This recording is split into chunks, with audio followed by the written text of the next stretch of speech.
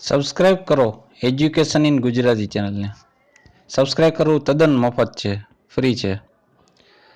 આપણે એજ્યુકેશન ગુજરાતી ચેનલમાં ધોરણ 8થી માંડીને ધોરણ 5 સુધીના ગણિતની બધી માહિતી, વિજ્ઞાનની તેમજ અંગ્રેજીના પીરિયડ ગોઠવવામાં આવ્યા છે, જે તમને વિના મૂલ્યે ઇન્ટરનેટના માધ્યમથી મેળવવામાં આવે છે. તેથી સબસ્ક્રાઇબ કરી લો, જેથી તમને તમારા ઈમેલ એડ્રેસ ઉપર મેસેજ આવી જાય યુટ્યુબ તરફથી કે હવે આપણો વિડીયો અપલોડ થઈ ગયો છે, જેથી તમે જોઈ શકો. એટલા માટે સબસ્ક્રાઇબ કરવાનું છું. એ તદ્દન ફ્રી છે. Thank you. આભાર વિદ્યાર્થી મિત્રો. ટેટ 2ની પરીક્ષામાં જે આગળ અગાઉના પ્રશ્નો પૂછાઈ ગયેલા છે, એમાં વિભાગ 2 સોશિયલ સાયન્સ સામાજિક વિજ્ઞાનના પ્રશ્નો લઈને આવ્યો છું. પ્રશ્ન છે 76. નાલંદા વિદ્યાપીઠ કોના શાસનમાં સ્થપાઈ અને વિખ્યાત થઈ? જવાબ સમ્રાટ હર્ષવર્ધન. પ્રશ્ન 77. મુઘલ સલ્તનતની સ્થાપના કયા યુદ્ધ બાદ થઈ? જવાબ 1526નું પાણીપતના યુદ્ધ પછી. પ્રશ્ન 78. ઈસવીસન 1764માં લડાયેલ બક્સરની લડાઈનું મહત્વ નીચે પૈકી કયા કારણે છે? જવાબ આ યુદ્ધ બાદ ઈસ્ટ ઇન્ડિયા કંપની વેપાર કરવાના બદલે રાજકીય ક્ષેત્રે હસ્તક્ષેપ કરતી સત્તા હાંસલ કરી. પ્રશ્ન 79. ભારતમાં પ્રથમ રેલવે ક્યારે નખાઈ?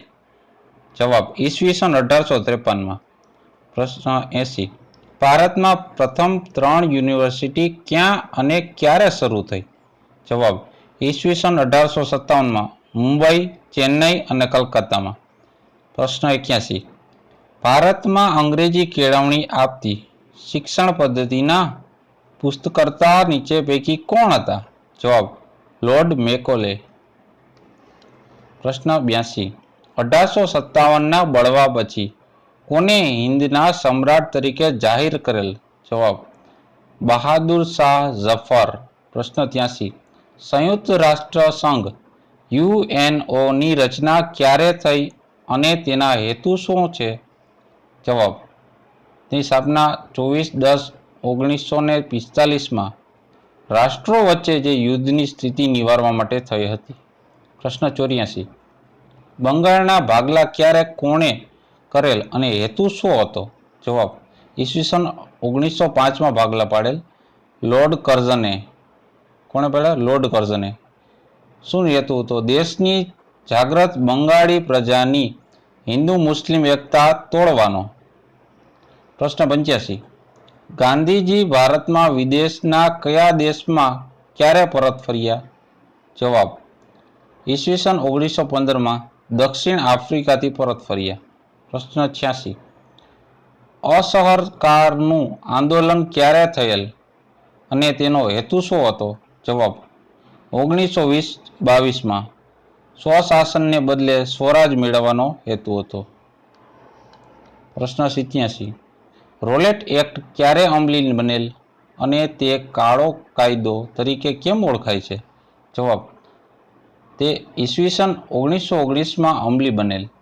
તેમાં કોઈપણ શંકાસ્પદ વ્યક્તિને ધરપકડ કરી મુકદ્દમો ચલાવવા સિવાયના દિવસો સુધી જેલમાં પૂરવાની જોગવાઈ હતી, એટલા માટે કાળો કાયદો કહેવાનો. પ્રશ્ન 88. હિન્દ છોડોની ચળવળ ક્યાં શરૂ થઈ અને તેમાં કયું સૂત્ર અપાયું? જવાબ તે ઈસવીસન 1942માં મુંબઈની ગોવાળિયો ટેક મેદાનમાં કરેગે યા મરેગેનું સૂત્ર અપાયું. પ્રશ્ન 89. નીચે પૈકી કયા સુધારા લોર્ડ વિલિયમ બેન્ટિકના સુધારામાં નથી? જવાબ લાંચ રૂશ્વત કે ભેટ સોગાદો સ્વીકારવાની મનાઈ ફરમાવી. આ એમાં નથી. પ્રશ્ન 90. પ્રથમ વિશ્વયુદ્ધનો ગાળો કયો હતો? જવાબ 1914થી 1918 સુધી. પ્રશ્ન 91. પૃથ્વીના કોઈપણ ભાગમાં સપાટ કાગળ પરના આલેખને નીચે પૈકી કયા નામે ઓળખવામાં આવે છે? જવાબ નકશો. નકશાને અંગ્રેજીમાં કહેવાય મેપ, MAP. પ્રશ્ન 92. પૃથ્વીના ગોળા ઉપરની ઊભી રેખાને શું કહેવાય છે? જવાબ ઊભી રેખાને કહેવાય રેખાંશ વૃત્ત. પ્રશ્ન 93. પૃથ્વી પર કેટલા ખંડ, કેટલા મહાસાગર અને કેટલા કટિબંધ આવેલા છે? જવાબ 7 ખંડ, 4 મહાસાગર અને 3 કટિબંધ આવેલા છે. પ્રશ્ન 94. ખજુરાહોનું મંદિર કયા રાજ્યમાં આવેલું છે? જવાબ મધ્યપ્રદેશ. પ્રશ્ન 95.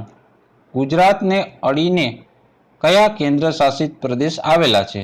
જવાબ દમણ, દીવ, દાદરા નગર હવેલી. આ 3 આવેલા છે. પ્રશ્ન 96.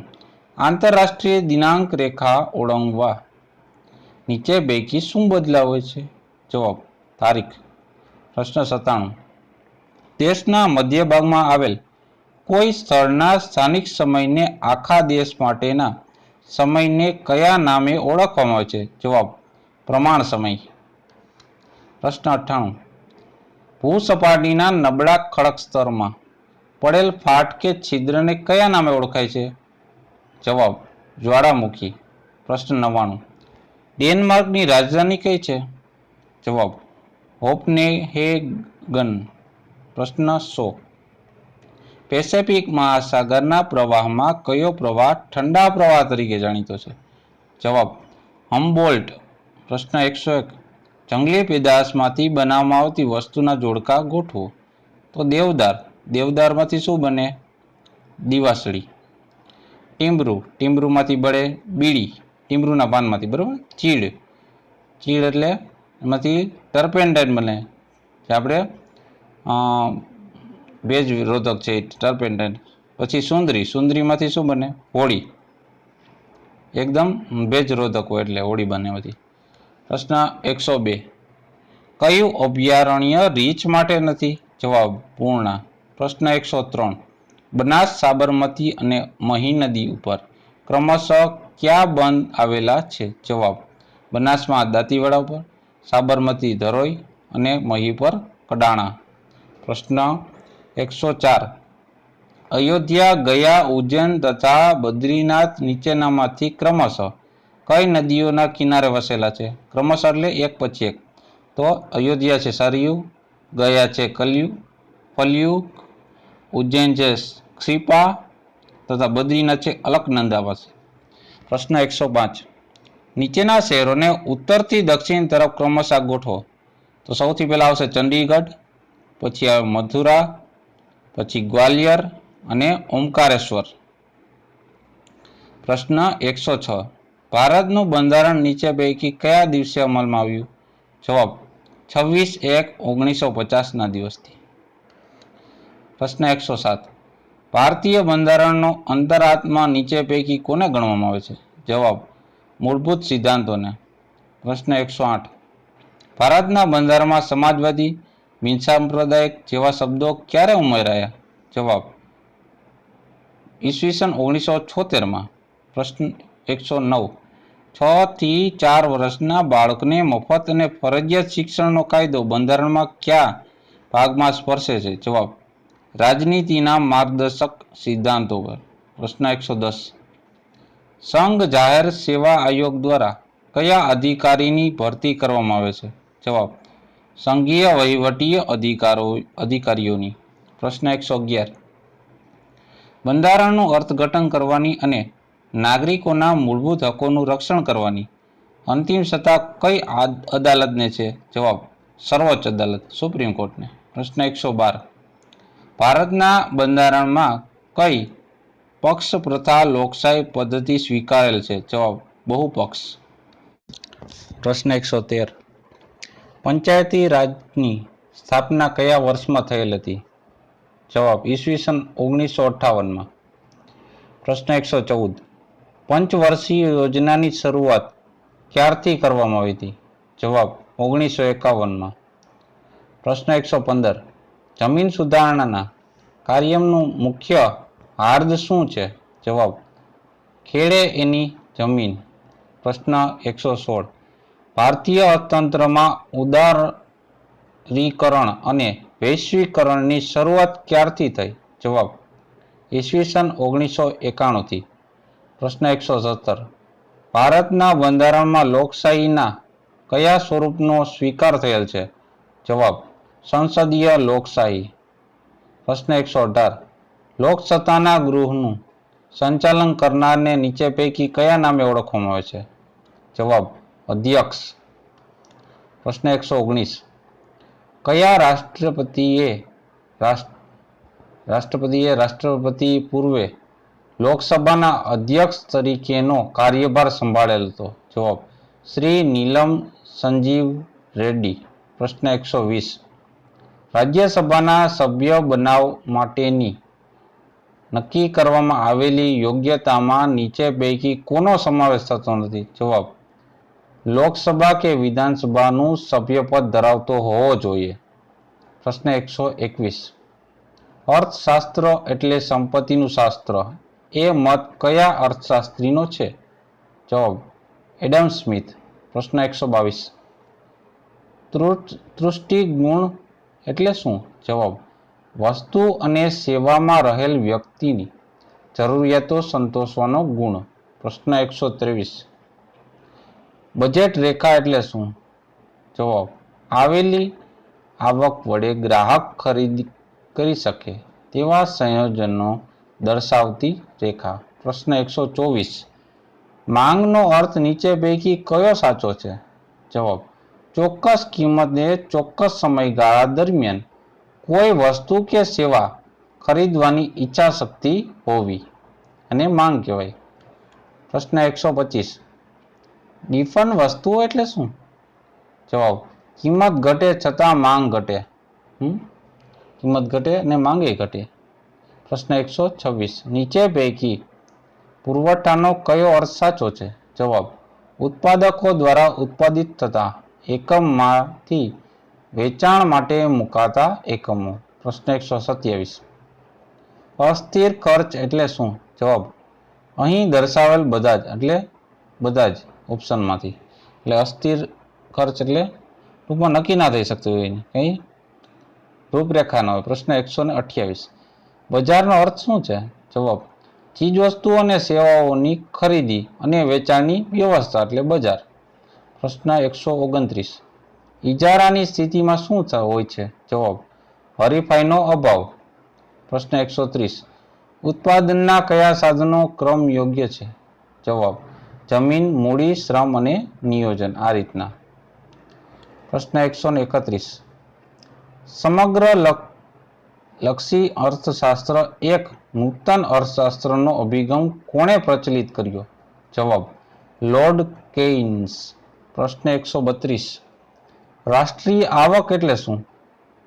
જવાબ દેશનું એક વર્ષના સમયગાળા દરમિયાન ઉપયોગમાં લઈ શકાય તેવી તમામ વસ્તુઓ અને સેવાઓનું કુલ બજારનું મૂલ્ય એટલે રાષ્ટ્રીય આવક. પ્રશ્ન 133. પ્રચ્છન્ન બેકારી શબ્દ પ્રાયોજકનો અર્થ શું છે? જવાબ વ્યક્તિ દેખીતી રીતે શ્રમ કાર્યમાં રોકાયેલ હોય પરંતુ તેના દ્વારા ઉત્પાદનમાં નજીવો શૂન્યવત વધારો થતો હોય એને પ્રચ્છન્ન બેકારી કહેવાય. પ્રશ્ન 134. વસ્તુ વિનિમય પ્રથા એટલે શું? જવાબ નાણાંની મધ્યસ્થી સિવાય એક વસ્તુનો બીજી વસ્તુ સાથેનો અદલો બદલો વસ્તુ વિનિમય. પ્રશ્ન 135. અંદાજપત્ર એટલે શું? જવાબ સરકારના આગામી વર્ષના મહેસૂલી અને મૂડી ખર્ચા તેમજ મહેસૂલી અને મૂડી આવકો અંગેનો અંદાજ એટલે જ અંદાજપત્ર. પ્રશ્ન 136. ભારતના નાગરિકને કેટલા વર્ષ પૂર્ણ થયા બાદ મતાધિકારનો અધિકાર મળે છે? મતદાનનો અધિકાર મળે જવાબ 18 વર્ષ. પ્રશ્ન 137. ગુજરાતની પશ્ચિમમાં કયા મહાસાગર આવેલો છે? જવાબ અરબ સાગર. પ્રશ્ન 138. ગુજરાતનું હવા ખાવાનું સ્થળ કયું છે? જવાબ સાપુતારા. પ્રશ્ન 139. ગુજરાત વિધાનસભાના હાલમાં અધ્યક્ષ કોણ છે? જવાબ શ્રી ગણપત વસાવા. પ્રશ્ન 140. રિઝર્વ બેંકના હાલના ગવર્નર કોણ છે? જવાબ શ્રી ડી સુભાષરાવ. પ્રશ્ન 141. પૃથ્વીના વાતાવરણને ગરમ કરનાર ગ્રીન હાઉસ ઇફેક્ટ કયા નામે ઓળખવામાં આવે છે? જવાબ ગ્લોબલ વોર્મિંગ. પ્રશ્ન 142. રાણકી વાવ ગુજરાતના કયા જિલ્લામાં આવેલ છે? જવાબ પાટણ. પ્રશ્ન 143. ગ્રીનિચ રેખા ક્યાંથી પસાર થાય છે? જવાબ ઇંગ્લેન્ડ. પ્રશ્ન 144. રાજ્યના બંધારણીય વડાને શું કહેવાય છે? જવાબ રાજ્યપાલ. પ્રશ્ન 145. શ્રી અરવિંદ કેજરીવાલ કઈ સંસ્થા સાથે સંકળાયેલ છે? જવાબ સિવિલ સોસાયટી. પ્રશ્ન 146. અમદાવાદ નજીક કયું સ્થળ ઓટો હબ તરીકે વિકસ્યું છે? જવાબ સાણંદ. પ્રશ્ન 147. બેચલર ઓફ એલિમેન્ટરી એજ્યુકેશન માટે સંક્ષિપ્ત રૂપ કઈ રીતે લખાય છે? જવાબ BEIED. પ્રશ્ન 148. હેરી પોટરના લેખક કોણ છે? જવાબ JK રોલિંગ. પ્રશ્ન 149. આગામી લોકસભાની ચૂંટણી નીચે પૈકી કયા વર્ષમાં યોજાઈ? જવાબ 2014માં. પ્રશ્ન 150. સ્ટીવ જોબ્સ છેલ્લે કઈ કંપની સાથે સંકળાયેલા હતા? જવાબ એપલ. તો આ હતા સામાજિક વિજ્ઞાનના પ્રશ્નો. જોતા રહો એજ્યુકેશન ગુજરાતી. લાઈક કરજો, શેર કરજો, સબસ્ક્રાઇબ કરવાનું ભૂલતા નહીં. જો સબસ્ક્રાઇબ કરી લીધું હોય તો થેન્ક યુ, આભાર.